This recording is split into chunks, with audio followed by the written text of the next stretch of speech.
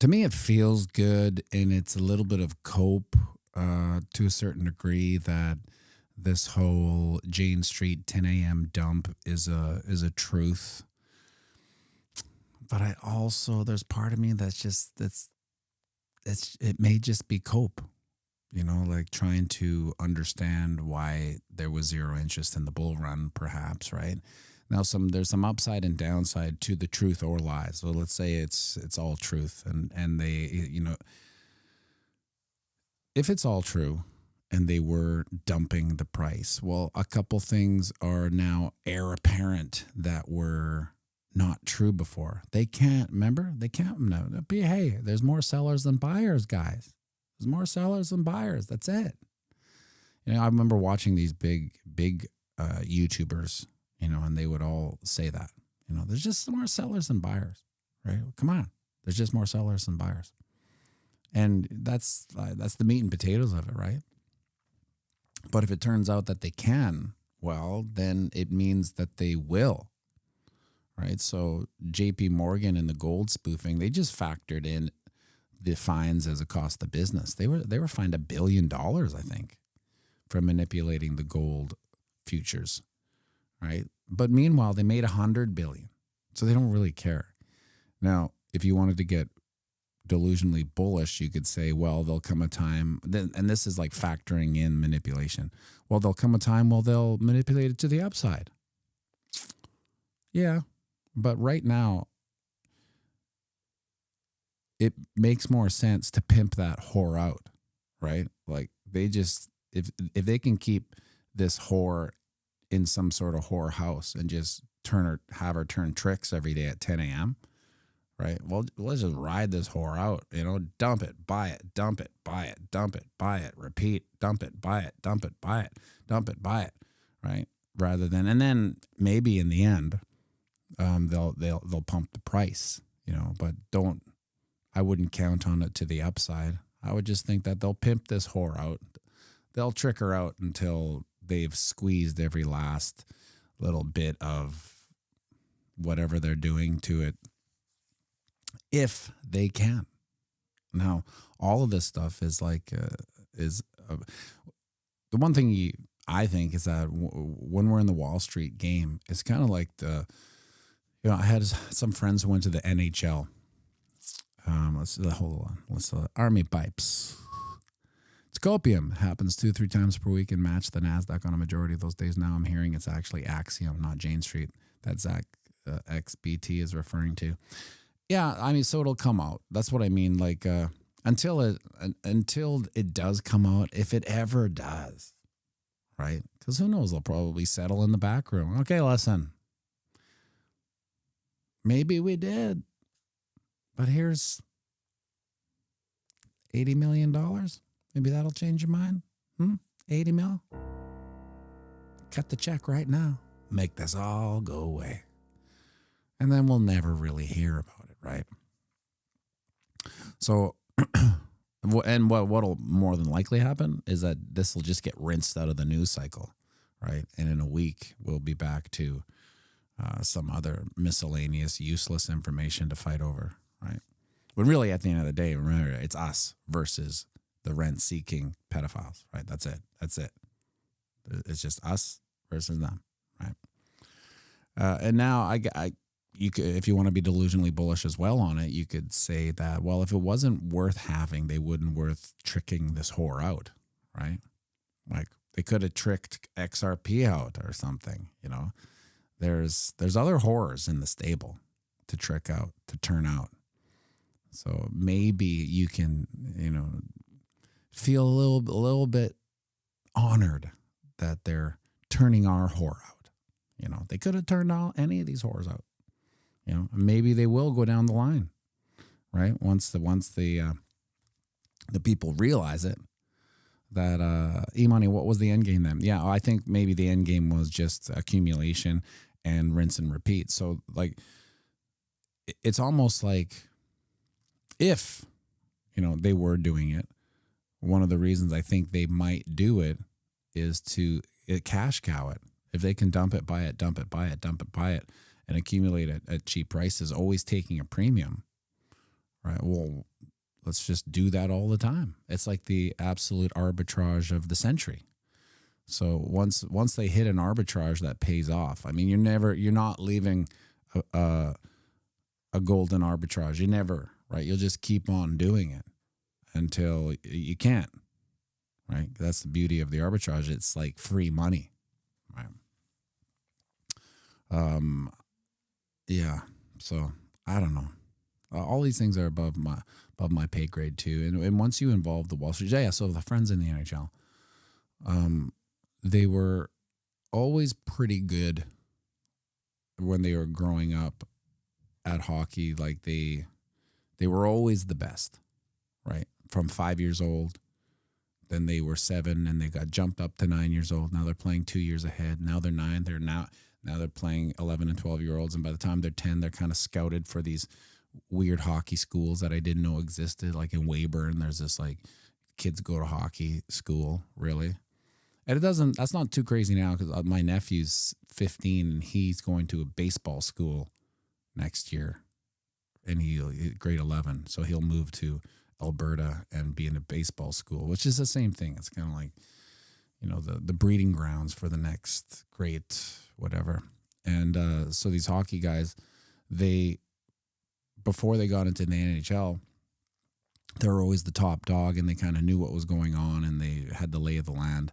And they all said the same thing once they got into the NHL. Like, they didn't realize how different the politics of the game were and how insidious it can be and how useless you may feel even though you're the star of the team, because these people get traded, right? So they realize that that beyond it being a sport they love, they've instantly become this commodity, and the better they played, the more valuable they were to get off the team, right? And so the politics changed, right? And so when we get into the Wall Street, the NHL of finance, if you want to call it that, there's rules that we didn't know existed, and there's tricks and things that we didn't even fathom, right? But most of it's out of my care, really. Like, it's like caring about politics. Are you really going to do something? Like, are you really going to change anything? The goal of this type of political theater is to make you feel helpless, and most of us do feel helpless outside of a revolution. With spears, rope, fire. That's the answer to it all. Outside of that. And there's not enough people that will actually pick up a spear. There's not enough people that will pick up the rope. And there's not enough people with matches and ignitable potables. So, the more helpless when that happens. But so when it comes, it's like the quantum FUD, right? Like, I did a deep dive. I had to drive for about 2 hours. So it was just me and Grok. And as I was like, no, wait a second, repeat that. I don't know what that was, Grok. Dude, quit saying things like I know it. You have to explain quantum FUD like I'm a 5-year-old. And I implore everyone, if everyone has Grok, if you have the premium X, which is the only reason I have X. Like, every time I want to get rid of that little blue check mark that I pay for, it's like, I use Grok too much.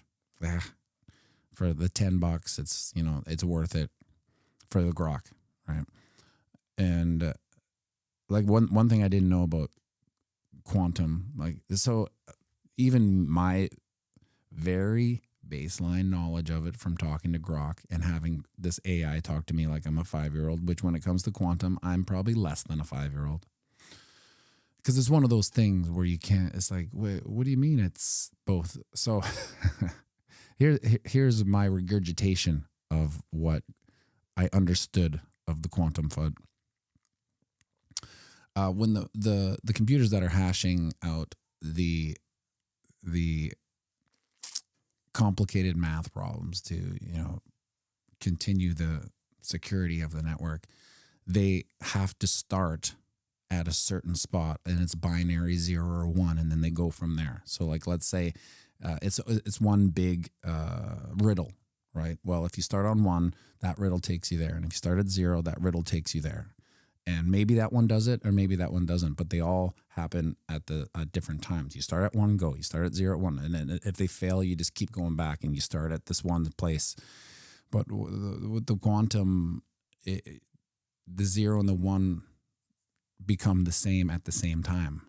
So you have all possible trajectories happening at once instead of a binary. We start here, we go here, we start here, we go here. Right. And so, like, if you can even wrap your mind around that, it's the concept of quantum entanglement, in some of the frequency healing people, they will say that give me your DNA and I'll heal you from here. Right? Oh, okay, whatever, right? Like whatever happens here happens there. But it has to happen. So this is where the quantum FUD started to make me think, oh, this is just kind of FUD, because it prays. We talked about this last week, right? Quantum is like the new algorithm. Like it's quantum, so we're fucked, right? People don't even know what quantum is, and neither do I. Even after doing this deep dive, I was just like, I'm exhausted. I got to take a break. I have to absorb it. But so in order for like these quantum computers to actually exist and to function, they have to be in a vacuum colder or as cold as space. Like it's not absolute zero, but like in like a cryogenic tank that is also does not change one micro degree, if that's the thing, and does not have any sound whatsoever.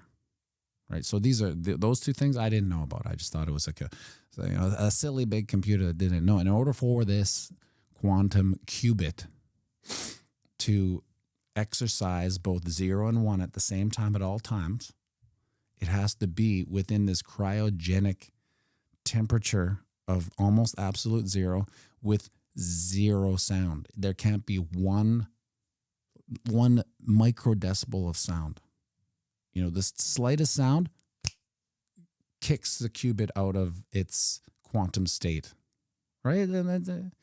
I almost sound like I know what I'm talking about, but I also don't. This is what I've deduced from my conversations with quantum. So we need to get to there first off. And then once we're there, we have to have a continuum of that vacuum. So there, and then the energy to provide that, the cold environment. And it's just a massive ordeal to keep the concept of quantum computers running in order to do it. Because once it's shaken out of its quantum state, it's over and it starts again. If that makes any sense to anybody. It almost did when I was listening. I was like, I'm almost getting it.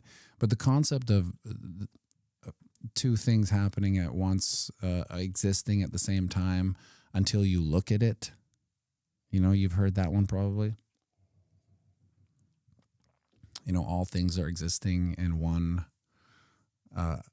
until you look at one, and that's what's existing. So it's like all these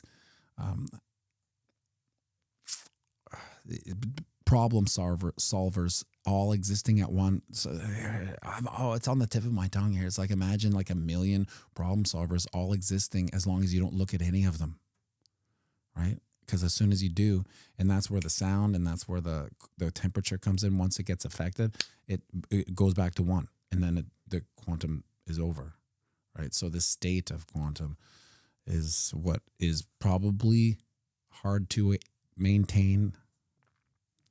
E-money lost me about 12 minutes ago. I lost myself actually 12 minutes ago. It's one of those things. I can only imagine how frustrating it is for an astrophysicist to, tell people about it, right? Like a buddy of mine's kid, he had kids when he was 18. And so when he was in his late 30s, his kid was 20. And he was an astrophysicist. I'm like, what's it like having a 20-year-old kid who's an astrophysicist? He's like, it's weird because, I don't know if he's lying because I just kind of believe everything he says. So we're at the stage where he can tell me anything and I'll just be like, sounds good, right? What are you going to do? I know I don't think that quantum entanglement actually functions the way you do. You're describing it through your string theory. Can we talk about string theory for a second?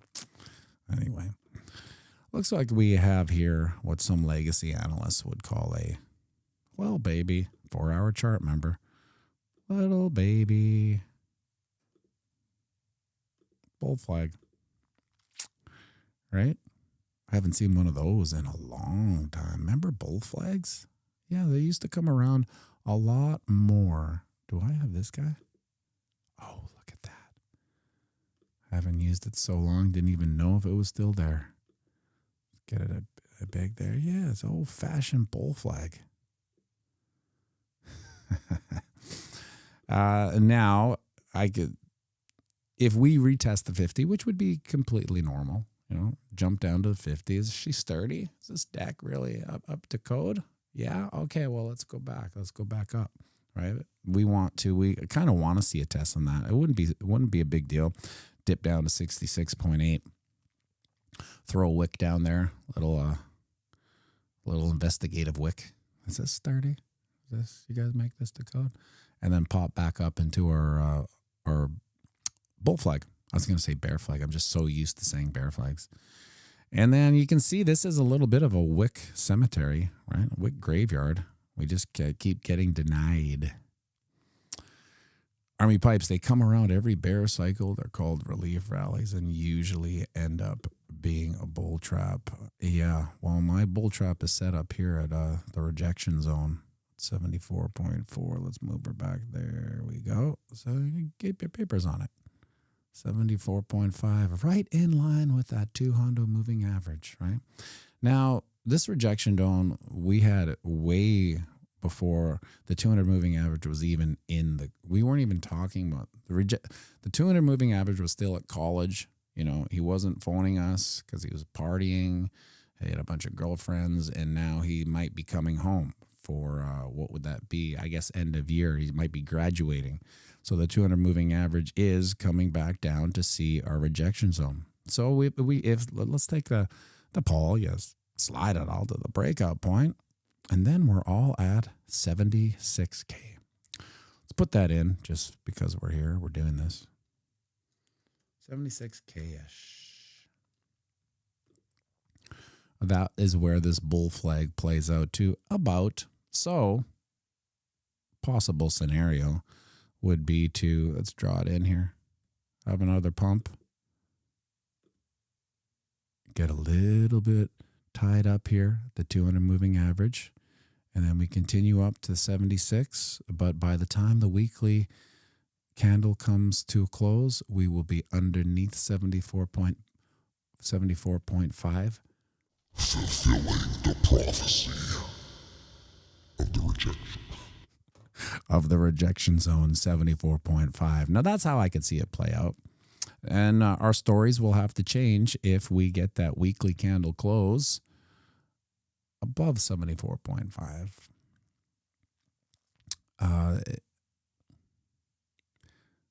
Maybe. I just expect it to have get denied and close. Like, we'll get over it, maybe. Maybe this bull flag pulls out the 76K-ish. What is Army Piper here? Yep, that's my golden pocket from the low of August 24th, the all-time high. Astrology rocks, yes. How does that song go? Let's do some doodles, a.k.a. astrology for men. Let's do some doodles, a.k.a. astrology. What is that? Astrology. That's the chord. For men. Oh, those kooky little lines. Always wasting my time. Always messing with my head. Astrology for men.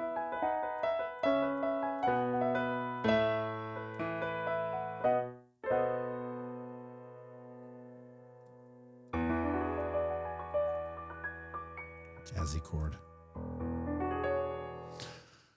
Astrology for men. Yes. I won't know. On Piper, I made a video. I don't think I put a bunch of a bunch of people that did TA in there. I'm not sure if I added you. I can't remember. All the technical astrologists in the YouTube sphere. Yeah, so keep your peepers out for 74.5 now. It seems a little crazy right now just because we lack so much bullish prowess in the market. If you know what I mean, like there's not a lot, like besides this little pump here. What did it really do? Nothing. It just got us back into this long channel. Look, we're right in the middle of it. 68K. Right in the middle of this, in the thick of it, in the thick of the minutia. Here we are. So it really just got us back to, we just reverted to the mean. I mean, I wish it was something more like it may. Oh, I'm getting out of here. I got to get rid of this guy here. He's messing with my mojo here. I got to be able to go back and forth on this. We see it. We see it anyway. Yeah, I wish it would have broke some sort of thing like, oh, we did this, so we got above this. No, we just kind of went back to the mean, right? Unfortunately. Anything spectacular on the ding dong? Well, we got rejected from the 23.6% fib. Oh, well, we almost touched this channel of descension. Bingo, right there, right? It's something. It's something. I mean, you can see it is a bullish engulfing. Is this today's candle? Oh, yesterday's. Yeah. So it's a bullish engulfing candle. Kind of took almost everything back to February 26th. It engulfs, but that's not saying much. We didn't do anything for the past month, really, but slowly go down. And now, speaking of slowly going down, if we were to get up here, which I do think we'll probably do, I'll do this for the future video. 74.5. If we do hit that and get the rejection, then the summer bummer starts to happen, and we will slowly keep going down based on the cycle, the seasonality of it, right? Now, has there been some crazy moves in the summer? Yeah, they're usually to the downside, right? So there will still be some volatility, but if you think the volatility is dampened now, my friends, wait until the summer bummer hits, because we always forget the summer bummer, right? We forget how boring it is. You know, you think 2025 hasn't bored the bejesus out of you. Wait till the summer bummer of 2026. Now, again, I hope I'm wrong. I hope that it's crazy and, we pump back to, that's the beauty of my purchase plan, is that if it doesn't hit 50K, I don't really care. Like, then it just means the bags are pumping, right?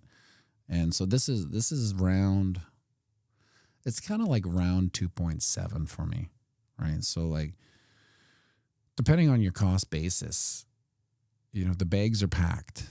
So if we don't see the 50, we don't see the 29K entry points, great. That means the bags are going back up, and once it hits, we'll have to make this plan again for the next bull run rejection zone, which to me is 170.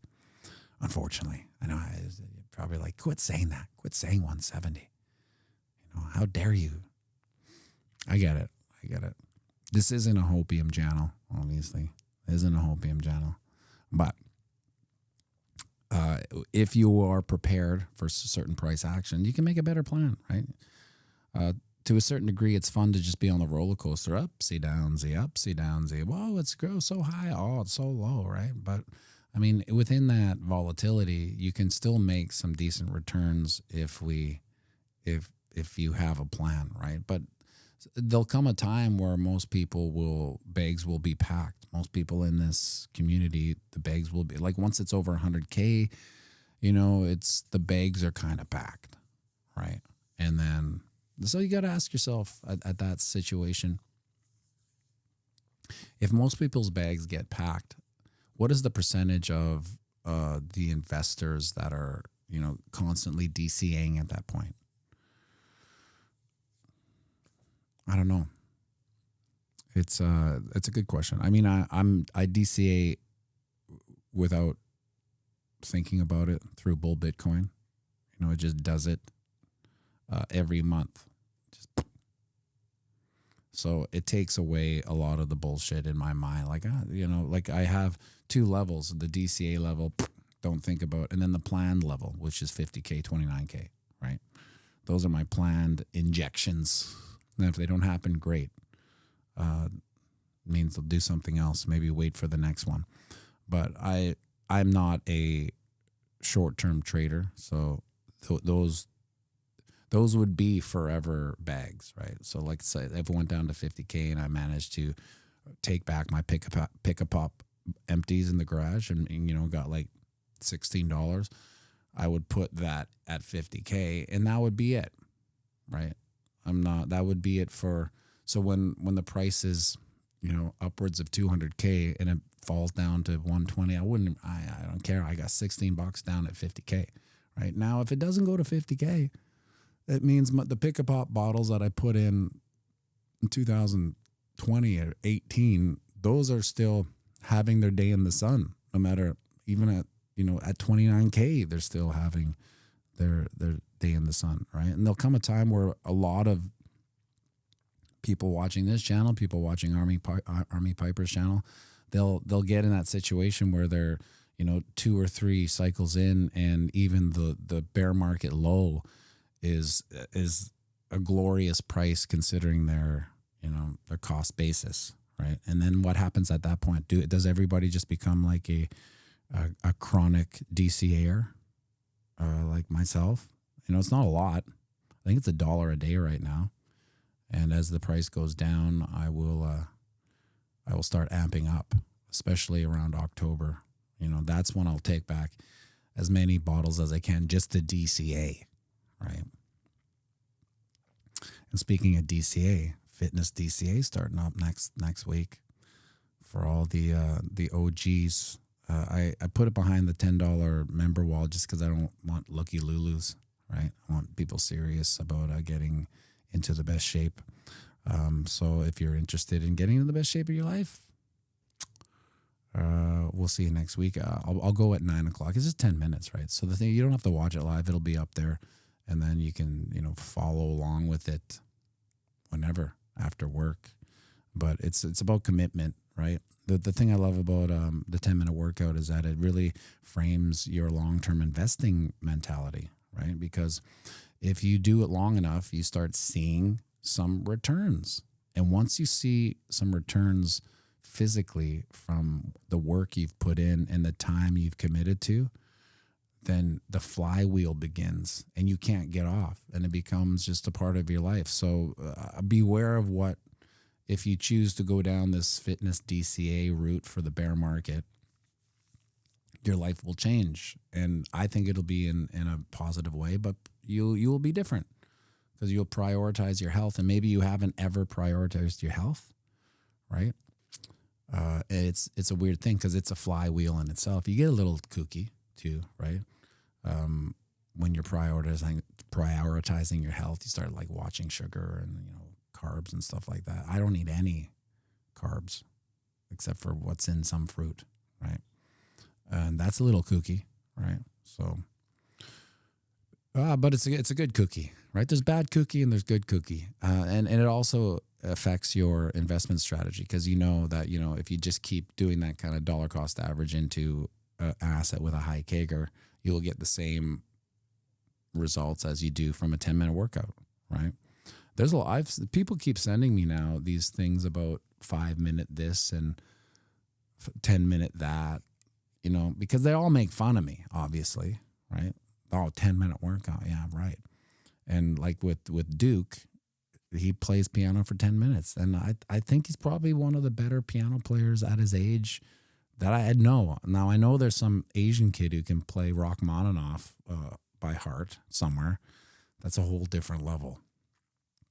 But he wouldn't have got as good as he is if it was more than 10 minutes, because you would get the law of diminishing returns and an attitude, right? Like, I hate this. I don't want to do this. This is like, he doesn't like to do it as is. But when it's 10 minutes, it's attainable. He knows that it's like the social dynamic game. If you approach someone and tell them you only got, hey, I wanted to say this to you, but I only got like 30 seconds and I'll be gone. It puts the person at ease. Well, you can do that to your mind psychologically when it comes to exercise, because when you're like, oh, I got to work out and it's an hour, you start building up the people in your minds that like all the characters in your mind that's like, I don't want to do it. I don't want to do it. That hurts. Let's do something else. How about we take a break today? Like, we don't have to do it today. We'll take a break, right? All those voices come in. But when it's just 10 minutes, you're like, well, man, if I can't do 10 minutes, I can't do anything, right? So then the flywheel builds. Army Piper, I don't think he's still here because he's preparing for his show. I always look for your live stream to connect this, and it's never up there. So I don't know. Do we have to communicate so I can connect your live stream? Because I know you go. Don't you go at 8:30 or something like that? Well, hey, everybody, go check out Army Piper's live stream right now. You like and subscribe.